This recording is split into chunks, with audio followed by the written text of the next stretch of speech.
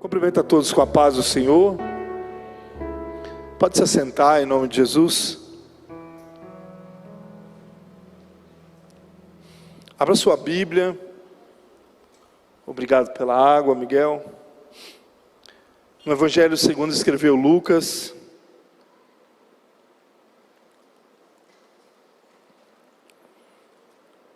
Capítulo de número 9. Do verso 18 a seguir.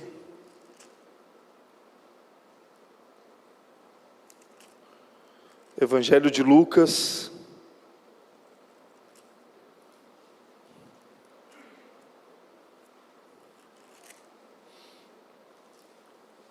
Verso de número 9. Capítulo de número 9, do verso 18 a seguir. Quem achou diz amém. A palavra do Senhor nos diz assim, a versão que eu estarei lendo é a Nova Almeida atualizada, diz assim a palavra do Senhor. E aconteceu que, enquanto Jesus estava orando em particular, achavam-se presentes os discípulos, a quem perguntou: quem as multidões dizem que eu sou? Eles responderam: uns dizem que é João Batista, outros dizem que é Elias, e ainda outros dizem que é um dos antigos profetas ressuscitou. Então Jesus perguntou: e vocês, que dizem que eu sou? Respondendo Pedro, disse: o Cristo de Deus. Jesus, porém, advertindo-os, mandou que ninguém declarasse tal coisa, dizendo: é necessário que o Filho do Homem sofra muitas coisas, seja rejeitado pelos anciãos, pelos principais sacerdotes e pelos escribas, seja morto e no terceiro dia ressuscite. Jesus dizia a todos: se alguém quer vir após mim, negue a si mesmo, dia a dia tome a sua cruz e siga-me, pois quem quiser salvar a sua vida, a perderá. A quem perder a vida por minha causa, esse a salvará. De que adianta uma pessoa ganhar o mundo inteiro, se vier a perder ou causar dano a si mesma? Pois quem se envergonhar de mim e das minhas palavras, dele se envergonhará o Filho do Homem, quando vier na sua glória e na glória do Pai e dos santos anjos. Em verdade lhes digo, que alguns dos que aqui se encontram, não passarão pela morte até que vejam o reino de Deus. Amém? A pergunta de Jesus, ela é muito pertinente, não somente para aqueles 12 que ali estavam com ele, mas também para todos nós. A pergunta de Jesus é uma pergunta muito sincera. Ele pergunta para as pessoas que estavam próximas dele, para as pessoas que ouviam acerca dele, ouviam o que os outros diziam acerca dele. E ele pergunta de uma forma muito clara: quem as multidões dizem que eu sou? Essa pergunta para os 12, ele faz para que eles respondessem sobre outras pessoas. Mas e nós? E o que nós podemos dizer que Jesus é para nós? Talvez se eu fizesse essa pergunta aqui nessa noite, alguns diriam: Jesus é um profeta. Outros diriam: Jesus é a fonte da vida. Outros diriam: Jesus é o abençoador. Jesus é aquele que morreu por nós. Todos nós, com certeza, teríamos uma resposta muito clara. Mas eu entendo que para nós respondermos acerca dessa verdade de quem é Jesus para nós, nós precisamos, em primeiro lugar, conhecer Jesus, saber quem de fato Jesus é. Mas nós só conhecemos uma pessoa, não pelo aquilo que os outros contam, mas de fato por nós nos relacionarmos com Ele, por nós termos a oportunidade de conversar com a pessoa e também ouvir o que ela tem a nos dizer, ouvir dela quem ela é, como ela procede, como ela vive, de onde ela vem e para onde ela vai. Ou seja, nós temos a convicção de quem é Jesus a partir do momento que nós nos relacionarmos com Ele, que nós estivermos prontos a falar com Ele, tudo aquilo que nós temos dentro do nosso coração, o nosso dia a dia, não somente uma conversa onde nós apresentamos a Deus as nossas falhas, as nossas dificuldades, ou até mesmo os nossos pedidos, mas também nós apresentamos a Deus uma conversa sincera sobre o nosso dia, sobre nossa manhã, sobre como nós temos vivido, sobre o que nós temos passado. E aí sim, através desse relacionamento, nós poderemos responder de fato quem é Jesus. Nós teremos a resposta certa. Haja vista que o texto nos mostra essa verdade. Ao Jesus perguntar para os 12 quem os outros dizem que ele é, ou quem as pessoas, a multidão diz quem ele é, cada um traz uma resposta diferente. Mas quando Jesus pergunta aos 12 sobre quem de fato Jesus é, Pedro, que era um daqueles que estavam próximo de Jesus, aquele que estava com ele em todos os momentos, aquele que procurava dar as primeiras respostas, aquele que quando Jesus, como foi mencionado domingo na ministração de Lucas 22, ele sobe até determinado momento, até determinado lugar do monte, para orar com Jesus, porque Jesus o havia chamado. Pedro, por conhecer Jesus, quem ele era, traz uma resposta muito clara, muito direta e muito profunda para aquelas pessoas que estavam ouvindo, como também para nós. A resposta de Pedro é: tu és o Cristo, o ungido de Deus. Nós precisamos saber, nessa resposta de Pedro, em primeiro lugar, que a palavra Cristo não é simplesmente um sobrenome de Jesus, não é algo que acompanhava. Por exemplo, o meu nome é Lucas Tadeu. O Tadeu não é um sobrenome, é o meu segundo nome. A palavra Cristo não é um segundo nome, não é um sobrenome, mas é uma característica ou uma qualidade de Jesus. A palavra Cristo significa ungido, ou seja, ele é o ungido de Deus, o Messias de Deus, aquele em que veio para libertar Israel, não do domínio político de Roma, mas para poder tirar as amarras do coração daquele povo, fazendo com que eles viessem a estar cada vez mais certos de onde eles deveriam viver e como eles deveriam interpretar a lei de Deus. Diante dessa resposta, Jesus começa a trazer um discurso para Pedro, para os 12, e para que eles também repassassem as demais pessoas que ali estavam junto com ele.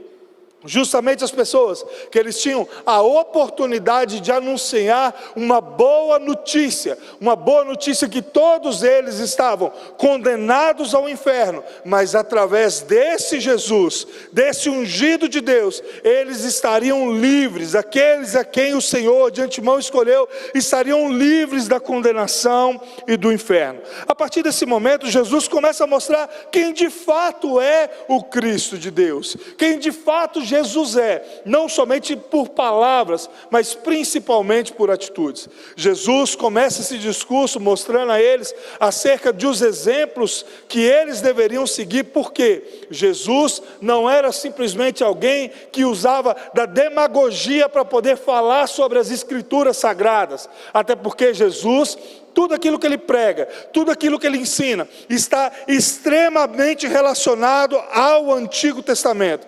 Mais à frente, em Atos, capítulo de número 17, do verso 10 em diante, Lucas vai dizer que os irmãos de Bereia eram considerados mais nobres do que o da Tessalônica, porque eles saíam de sua casa, eles saíam das ministrações, e quando chegavam em suas casas, eles analisavam para saber se aquilo que eles estavam dizendo, os discípulos estavam dizendo, condiziam com as Escrituras, estava relacionada às Escrituras. Se esses homens tivessem acompanhado Jesus, eles veriam que de fato, tudo aquilo que Jesus pregava, tudo aquilo que Jesus ensinava, ele demonstrava através das suas palavras o que o Antigo Testamento dizia. E ele não somente dizia, mas ele vivia de uma forma completa.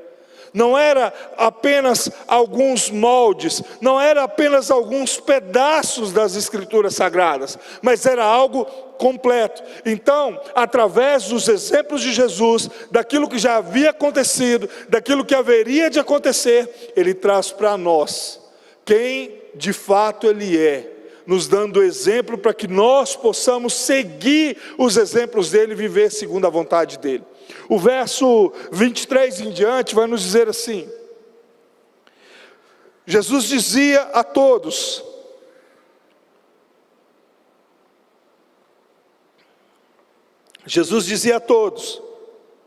se alguém quer vir após mim, negue a si mesmo, dia a dia, tome a sua cruz e siga-me.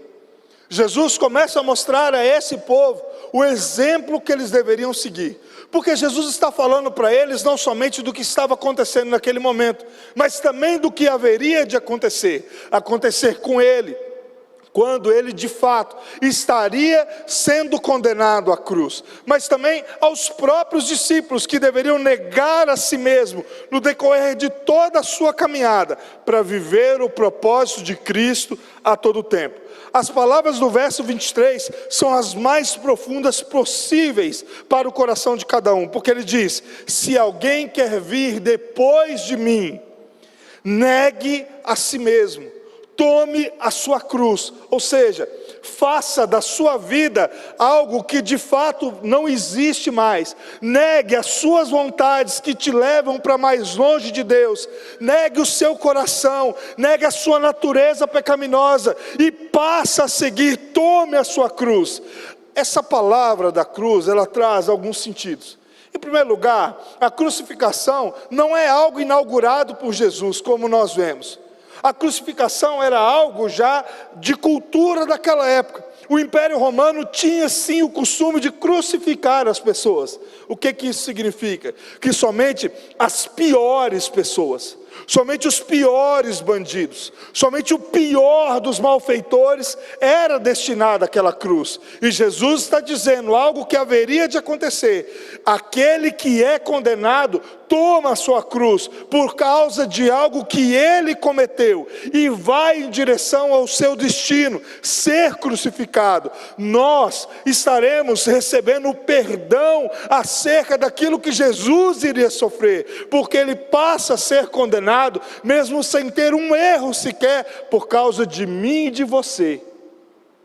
Ele sofre toda essa condenação por causa de mim e de você. Ele passa a ser maldito, ele passa a ser escravo nesse momento por causa de mim e de você. E ele está nos dizendo: antes, esse homem que é condenado, esse homem que um dia fez algo de errado, que é considerado o pior, ele toma a sua cruz e vai em direção.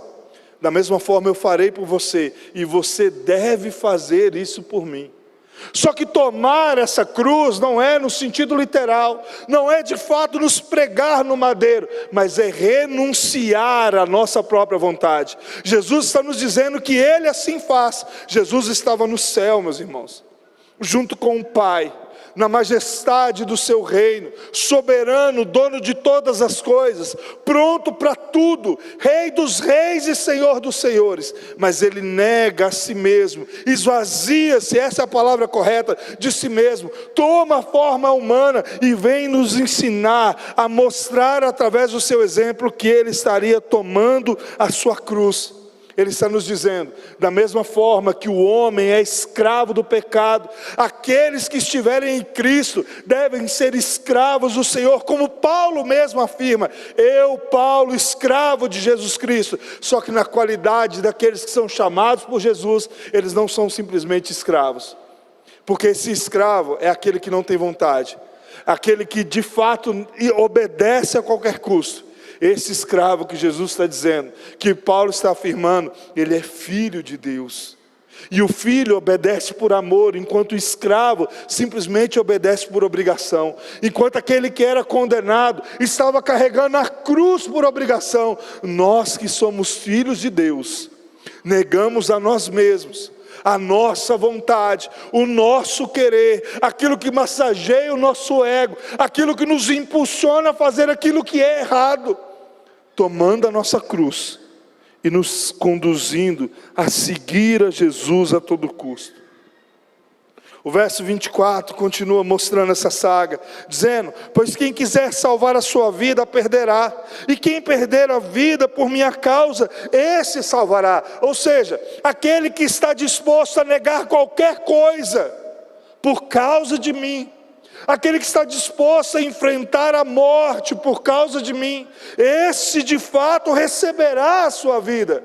É aquele que não tem voz, é aquele que de fato estava disposto a viver em qualquer custo por causa do Senhor.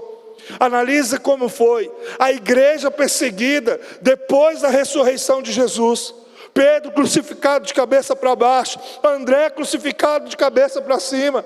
açoites, prisão, e cada um deles que iriam caminhando, como Estevão sendo apedrejado, todos eles iam à glória do Senhor, porque eles estavam dispostos a morrer por causa de Cristo. Não fazia mais sentido a sua vontade, porque eles eram escravos, filhos escravos do Senhor, e obedeciam ao Senhor a todo custo. Ele dizia: se você quer de fato vir depois de mim, me acompanhar, você precisa negar a sua vida, você precisa perder a sua vida, porque só assim você salvará. Em outras palavras, Jesus está dizendo para nós o seguinte: você está com medo de perder sua vida agora? Você está com medo de renunciar aos seus prazeres agora? Porque ainda nós não vivemos por perseguição aqui hoje ainda, nos dias de hoje, ainda. Você está com medo de fazer isso? Você está valorizando a sua vida de 80, 100 anos, e está esquecendo de uma vida que vai a eternidade inteira. Então, se você quiser vir após mim, negue a si mesmo, abandone o seu pecado, abandone a amargura do seu coração, abandone os seus delitos, e comece a olhar qual é a vontade de Deus. Pare de achar que a sua vontade é boa, pare de achar que você está certo, e comece a olhar qual de fato é o propósito de Deus para a sua vida, o que o Senhor está querendo. Se você quer vir após mim, você precisa antes morrer. Não é isso que nós fazemos no batismo? Nós confessamos publicamente que nós morremos para o mundo. Por isso que o batismo é diante de testemunhas. Faz todo o gesto para que uma outra pessoa nasça, aquela que está disposta a obedecer à vontade de Deus a qualquer custo. O que o Senhor está te pedindo hoje para você renunciar? O que o Senhor está te pedindo para você deixar para trás? Para você negar a si mesmo, tomar a sua cruz? Qual é a cruz que você vai ter que carregar hoje? Porque se o pecado fosse ruim, ninguém queria pecar. Mas o pecado é bom, meus irmãos. O pecado é prazeroso. Ele está dizendo: negue a sua vontade, negue. Isso significa que você está sendo discipulado por Jesus.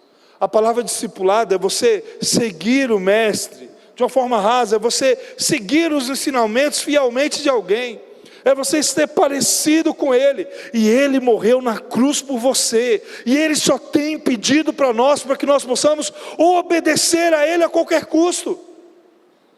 A Bíblia diz: aquele que não deixar pai e mãe por amor de mim, não é digno de mim. Por isso que nós temos que estar prontos, independente de qualquer seja a situação, obedecer em primeiro lugar à vontade de Deus. Ele diz no verso 25 ainda: de que adianta uma pessoa ganhar o mundo inteiro, se vier a perder ou causar dano a si mesmo? Pois quem se envergonhar de mim e das minhas palavras, dele se envergonhará o Filho do Homem, quando vier na sua glória, e na glória do Pai e dos santos anjos. Ou seja, meus irmãos, nós olhamos para dentro de nós, e pensamos que tudo que tem no mundo é apenas futilidade. Tudo que eu ajuntar aqui, de um dia para a noite pode acabar, mas aquilo que eu acumular no céu, em obediência ao Senhor, nós iremos de fato receber por toda a eternidade. Nós estaremos com Ele por toda a eternidade. Agora, eu posso estar disposto a simplesmente querer viver a minha vida aqui do jeito que eu quiser. É uma opção de cada um de nós. O caminho está sendo traçado. Deus está falando dia após dia sobre nossas condutas, sobre nossas ações, que a bênção é decorrente à obediência. Mas nós, por muitas vezes, temamos, achamos que é a nossa vontade, dizemos que nós não estamos prontos. E o que nós precisamos, de uma forma muito clara, é olhar: do que adianta eu ganhar o mundo inteiro? Quais têm sido as nossas prioridades dentro do reino de Deus? Um exemplo claro disso é a maratona de vida que nós levamos. Nós chegamos diante, segunda-feira de manhã, Às 7 horas da manhã, todo mundo sai do trabalho, sai às 11, volta às 1, às 5 horas está em casa de novo. E se nós faltarmos, nós automaticamente somos descontados do dia, e por isso nós não faltamos. Mas e por que nós não cumprimos o nosso propósito diante da casa de Deus? Se você se relaciona todos os dias com sua esposa, por que você não relaciona com Deus? Se todo dia você tem a oportunidade de ouvir o seu patrão, seu chefe, seu filho, sua esposa, por que você não ouve a voz de Deus sobre a palavra? Mas nós estamos preocupados em ganhar o mundo inteiro, ficarmos podres de ricos e muitas vezes negar aquilo que o Senhor tem nos pedido, porque a nossa confiança está na força do nosso braço e não em negar a nós mesmos, tomar a nossa cruz e seguir a Jesus. Ele diz: pois quem se envergonhar de mim e das minhas palavras, dele envergonhará o Filho do Homem quando vier na sua glória e na glória do Pai e dos santos anjos. Em verdade lhes digo, que alguns dos que aqui se encontram, não passarão pela morte até que vejam o reino de Deus. Nós temos uma visão muito romântica da vida, e isso é duro de se dizer. Nós achamos que fulano de tal vai ser salvo, porque ele é muito bom. Nós olhamos as pessoas e achamos, não, mas Deus entrou com providência. Deus é um Deus misericordioso, e quando nós estivermos lá no céu, Ele vai nos levar para estar junto dEle por nossa bondade. Primeiro, a bondade é a graça comum de Deus que é manifestada em nós, é uma qualidade de Deus e não nossa, é uma qualidade de Deus manifestada dentro dos nossos corações. Porque o que nós temos dentro de nós é natureza pecaminosa. Segundo, a salvação ela não é pelas obras, para que ninguém se glorie delas, mas a salvação é pela graça. É um favor imerecido. Desde a bondade ao que você adquiriu em toda a sua vida, é graça e favor de Deus. Nós não temos direito algum, a não ser as misericórdias do Senhor, que se renovam a cada manhã. Por isso, se nós não temos nada, nós devemos olhar para dentro de nós, bater no nosso peito: Senhor, eu estou disposto a negar a mim mesmo, tomar a minha cruz e seguir ao Senhor, independente do custo que for. Às vezes hoje o custo é você se posicionar dentro da sua casa. Às vezes o custo hoje é você abandonar um relacionamento que está te conduzindo ao inferno. Eu não estou dizendo de marido e mulher, casados no papel, não é nada disso. Estou falando de namoro. Às vezes o custo seja você parar de agir de forma errada no seu trabalho. Às vezes o custo seja algo que você sabe o que é, mas não quer abandonar dele. É tomar a sua cruz. Desses homens aqui que Jesus estava dizendo, Jesus estava preparando eles por aquilo que haveriam de vir, para os açoites, as perseguições, a espada, o fogo ardente, o sangue derramando nas praças, nas calçadas, e as pessoas olhando e falando assim: esse povo tem morrido por algo muito sério, porque nem diante da morte eles recuam. Pelo contrário, como André crucificado, ele pede para que as pessoas pedem: não, vamos lá conversar para não te crucificar. Deixa, eu quero ser crucificado. E ele é crucificado em praça pública, enquanto nas suas últimas horas de vida, ele está dizendo: eu estou aqui por causa de Jesus, porque Jesus morreu da mesma forma por mim, porque Ele se entregou por mim, por isso eu tenho orgulho de estar aqui, porque estou sendo digno de morrer pela mesma causa dele. O Senhor não nos pede nada. A liberdade que foi nos dada se tornou uma libertinagem, e o Senhor tem nos dito que se nós nos envergonharmos das suas palavras, Ele também se envergonhará de nós. Ou seja, Ele não tem parte com quem Ele não convidar. Ele não tem parte com quem ouve as palavras dEle e não as pratica. Esses sim serão considerados homens insensatos. Por isso eu quero te convidar a ficar de pé nesse momento.